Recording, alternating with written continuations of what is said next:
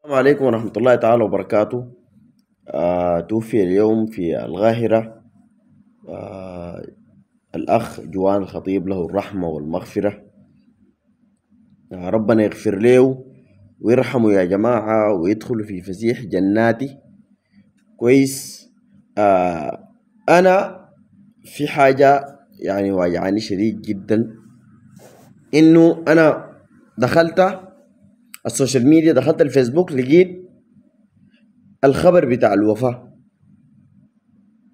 فدخلت في بوست، لقيت تعليقات يا جماعة، تعليقات أقسم بالله العظيم يعني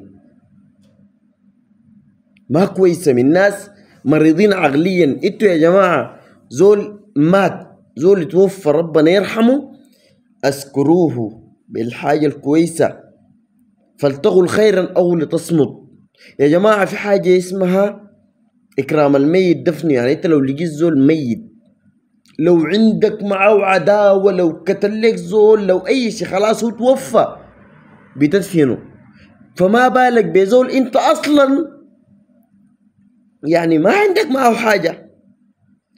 ده زول كان عايش حياته تمام بتفاصيله، وما معروف بينه وبين ربنا شنو، انت ما عندك بيه شغلة. لقيت زول يتوفى، يا جماعة الناس تخش تقول إنا لله وإنا إليه راجعون.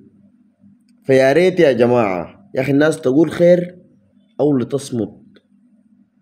وأنا بطالبكم يا جماعة إنكم تدعوا له بالرحمة، وربنا يغفر له ويدخل فسيح جناته، لأنه إنسان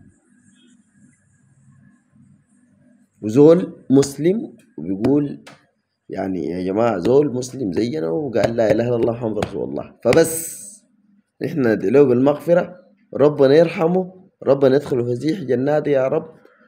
والناس يا جماعة ما تخش، ما تقول كلام جارح لزول يا جماعة فارق الحياة. اذكروه بالرحمة والمغفرة. السلام عليكم.